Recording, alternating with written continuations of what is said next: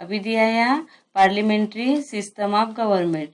तो जो संसदीय शासन पद्धति है गवर्नमेंट की, तो उसके बारे में यहाँ बताया है, the Indian constitution has provide for a parliamentary system of government.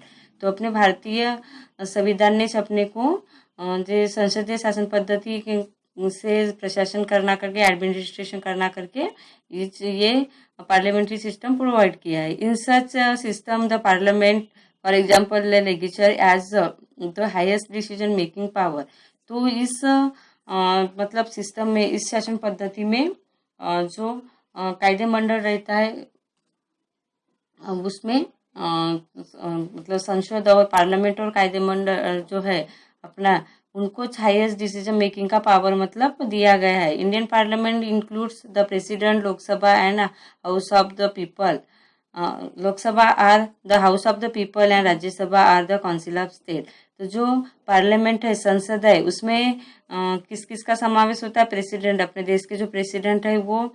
Lok Sabha, जो लोकसभा को हाउस ऑफ द पीपल भी बोला जाता है, जिसमें लोगों द्वारा चुने हुए प्रतिनिधि रहते हैं। और राज्यसभा एक काउंसिल ऑफ द स्टेट। तो इन तीन चीज़ों का मतलब समावेश होता है। The council of minister that runs the administration emerge from the Lok Sabha and the answerable to the Lok Sabha for all its decisions. तो जो काउंसिल ऑफ मिनिस्टर रहते हैं, ये एडमिनिस्ट्रेशन किसके में? लोकसभा के द्वारा मतलब चलता है। और लोकसभा उनके मतलब प्रश्नों को उत्तर देने के लिए क्या रहती है? जिम्मेदार रहती है और पूरे डिसीजन लेती है। और वो डिसीजन के मतलब कुछ प्रॉब्लम आया तो उसको आंसर देने के लिए लोकसभा के जो प्रतिनिधि रहते हैं वो जिम्मेदार रहते हैं। In parliamentary democracy the discussion and debates that take place in the parliament have great significance. तो जो अपने संसदीय लोकशाही है, इसमें कोई भी सब्जेक्ट के ऊपर डिस्कशन किया जाता है, विचार विनिमय किया जाता है और उसके ऊपर चर्चा की जाती है। और ये कोई भी अगर लॉ बनाना है, कानून बनाना है, तो उसके ऊपर सविस्तर चर्चा होती है, विचार विनिमय होता है। और ये मतलब अपने पार्लियामेंट की एक विशेषता है, ये बोल सकते हैं अपन। अभी इसके बाद दिया है इंडिपेंडेंट जुडिशरी, मतलब स्वतंत्र न्याय व्यवस्था। अपने भारत में स्वतंत्र न्याय व्यवस्था है और इस न्याय व्यवस्था के ऊपर गवर्नमेंट का कोई भी कंट्रोल नहीं है। The Indian constitution has created an independent judiciary. The dispute that can not be resolved mutually are refer to the judiciary. जब अपने संविधान ने एक स्वतंत्र न्याय व्यवस्था किया है, मतलब जो न्यायमंडल है उसको स्वतंत्र रखा गया है। अगर कोई डिस्प्यूट है या कोई झगड़ा है जो आपसे मतलब से आपस में अगर वो सॉल्व नहीं हो सकता, तो इसके लिए उसने अपने को स्वतंत्र न्याय व्यवस्था दी है। और वहाँ ये मतलब कोर्ट में ये कॉन्फ्लिक्ट अपने को लेके जाना पड़ता है। The court hears both the contesting parties looks into the injustice if any and give its judgment. This has to be done by the imperatively. और ये जब कोर्ट में केस जाता है तो उस समय में कोर्ट दोनों साइड के पार्टीज जो रहती, दोनों पार्टीज का उनका मतलब जो भी ये है बातें सुनते हैं और कहाँ अन्याय हो रहा है इसका पता लगा के मतलब उनको न्याय देते हैं। और ये एक निपक्षपातीपन है, इम्परेटली मतलब कोई भी मतभेद यानी कोई भी डिस्क्रिमिनेशन न करते हुए उसको जिसकी गलती है उसको सजा दी जाती है और जिनकी गलती नहीं उनको मतलब न्याय, उनके साथ में न्याय किया जाता है। The constitution has made several provision to ensure that the judiciary remains more and more independent. For example, तो अपने कॉन्स्टिट्यूशन ने ये जो न्याय व्यवस्था है इसको मतलब अच्छे से वो स्वतंत्रपने काम करे, इसके लिए कुछ प्रोविजंस लिखे हैं अपने मतलब कॉन्स्टिट्यूशन में कुछ कलमें लिखी है और उसको यानी स्वतंत्र रखे हैं। ये गवर्नमेंट की कंट्रोल से इंडिपेंडेंस है। फॉर एग्जाम्पल, जज are appointed by the president and not by government. It is not easy to remove the जज फ्रॉम देयर ऑफिस। तो यहाँ एग्जाम्पल दिया है, देखो जो जजेस रहते कोर्ट के, सुप्रीम कोर्ट के रहने दो या हाई कोर्ट के, वो किसके द्वारा अपॉइंटेड किए जाते हैं? प्रेसिडेंट के द्वारा अपॉइंट किए जाते हैं अपने देश के, नॉट बाय गवर्नमेंट। अगर गवर्नमेंट के द्वारा अपॉइंटमेंट अगर किया जाता उनका, तो उनके ऊपर प्रेशर रहता है कि उनको गवर्नमेंट के साइड में मतलब न्याय देना पड़ेगा करके, लेकिन ऐसा नहीं होता। यहाँ प्रेसिडेंट के द्वारा उनकी नियुक्ति की जाती है, और जो जज मतलब जज रहते हैं उनको उनकी मतलब प्लेस से भी या उनके इससे उनको उनके पद से ऐसे मतलब इजीली रिमूव नहीं किया जाता है। उसके लिए एक प्रोसेस मतलब रहती है, अगर उनसे कुछ गलतियां हो जाती है तो उस प्रोसेस के आधार पे उनको उनके पद से बर्खास्त किया जाता है। सिंगल सिटीजनशिप, अभी एक नागरिकत्व बोलते हैं जो अपने भारत में, ऐसा नहीं कि स्टेट का अलग मतलब सिटीजनशिप है और देश का अलग है करके, अपने देश में सिंगल सिटीजनशिप चलती है।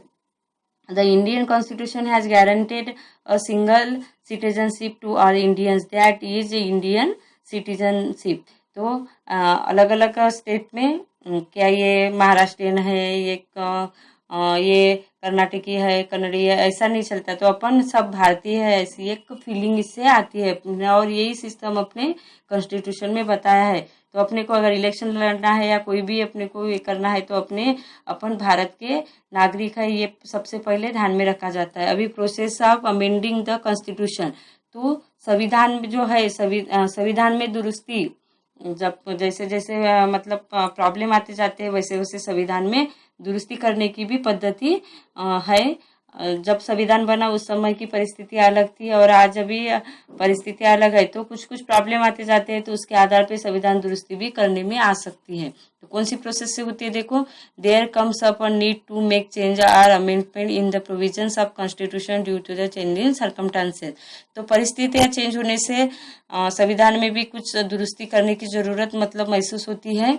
But frequent amendments to the constitution may lead to a situation of instability. लेकिन बार बार अगर कॉन्स्टिट्यूशन में अपन चेंजेस करते गए, दुरुस्ती करते गए, तो इससे अस्थिरता मतलब स्थापित हो सकती है। The procedure of amendment is the specified in the constitution itself, so as to ensure that an amendment is made only after giving it careful consideration. तो मतलब संविधान में किस तरह दुरुस्ती करने में आए, इसकी प्रोसीजर भी संविधान में ही बताई गई है, और इसको एक प्रोसेस से मतलब थोड़ा ध्यान से करके संविधान में दुरुस्ती करते आती है। The procedure for amendments in the constitution is unique, और ये जो संविधान दुरुस्ती की जो प्रोसीजर बताई गई, पद्धति बताई है, थोड़ी सी यूनिक पद्धति है। देखो किस तरह बताया है, it is neither too difficult nor too easy, ये ज्यादा डिफिकल्ट भी नहीं है प्रोसीजर और ज्यादा इजी भी नहीं है। More scope has been provide for giving more consideration and thought to important amendment. The procedure is also flexible to ensure that the general amendments can be brought about easily। तो जो procedure बताइए उसमें उसके आधार पे अपन जो महत्वपूर्ण दुरुस्तियां है, जो अपने को जो ज्यादा ही इम्पोर्टेंट चेंजेस लाना है, ऐसे ही चेंजेस ला सकते हैं अपन, और इसके लिए एक पद्धति बताई है, उस आधार पे अपन, और ये फ्लेक्सिबल है, मतलब अपना जो संविधान है इसमें अपन परिवर्तनशील है, इसमें परिवर्तन ला सकते हैं। और अपना देश इतना बड़ा है कि इसमें अलग अलग प्रॉब्लम्स आते हैं, तो उसके आधार पे जो प्रोविजंस दिए गए हैं उनमें चेंजेस ला सकते हैं। तो इसको एक जनरल अमेंडमेंट मतलब दुरुस्ती के आधार से अपन कर सकते हैं, और वहाँ इसके लिए बहुत डिस्कशन करना पड़ता है, और दोनों जो हाउस है अपने पार्लियामेंट के, उन हाउसों में इसके ऊपर चर्चा होती है, डिस्कशन होता है, और उसके बाद में ही अपन जो अमेंडमेंट, जनरल अमेंडमेंट रहते दुरुस्ती है कर सकते हैं। अभी यहाँ दिया है इलेक्शन कमीशन, जो निवडणूक आयोग जो बोलते हैं उनके बारे में बताया है। You must have read about election commission in the newspaper since India has adopted democratic form of government. People have to elect their representative periodically. For this, the election have to be conducted in a free and fair atmosphere. तो अपने भारत ने आप newspaper में मतलब election commissioner के बारे में पढ़ते होंगे, निवडणूक आयोग के बारे में।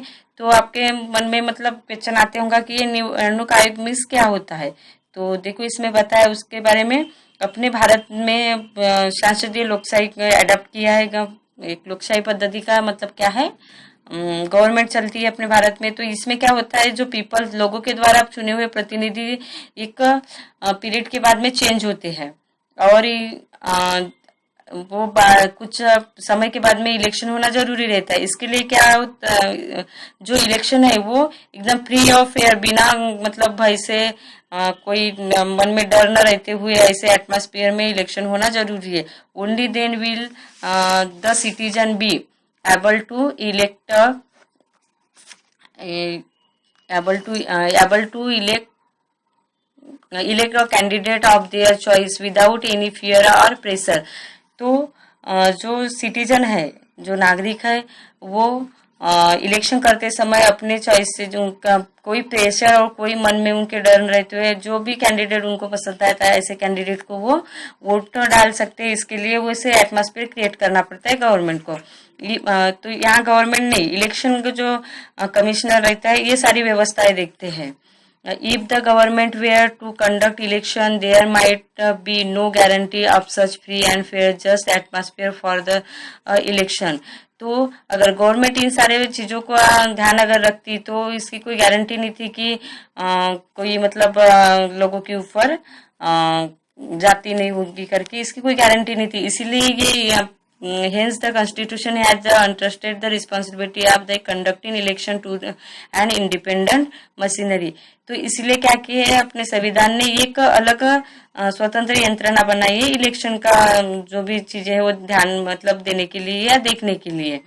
This machinery is known as the election commission. और इस यंत्रणा को इलेक्शन कमीशन मतलब निवडणूक आयोग का करके बोला जाता है।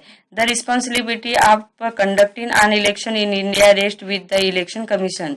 तो जो निवडणूक आयोग रहता है इनकी जिम्मेदारी रहती है कि अपने देश में जितने भी इलेक्शन होते हैं उनको उनके बारे में जो भी चीजें है ध्यान रखना, किस तरह हो रहे, कुछ वहाँ कुछ प्रॉब्लम तो नहीं हो रहा है, ये सारी चीजों को मैनेज करने का काम इलेक्शन कमिश्नर करते हैं, कमीशन करते हैं।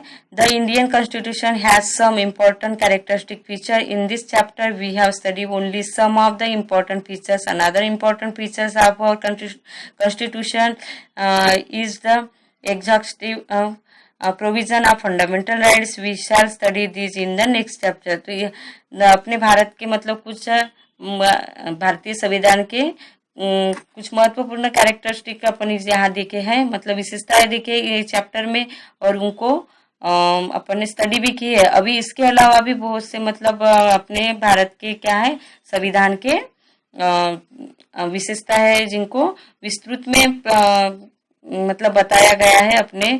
तो वो कौन से प्रोविजंस ऑफ फंडामेंटल राइट्स के बारे में अपने को अपने संविधान में विस्तृत बताया गया है। तो इनको अपन नेक्स्ट चैप्टर में स्टडी करेंगे।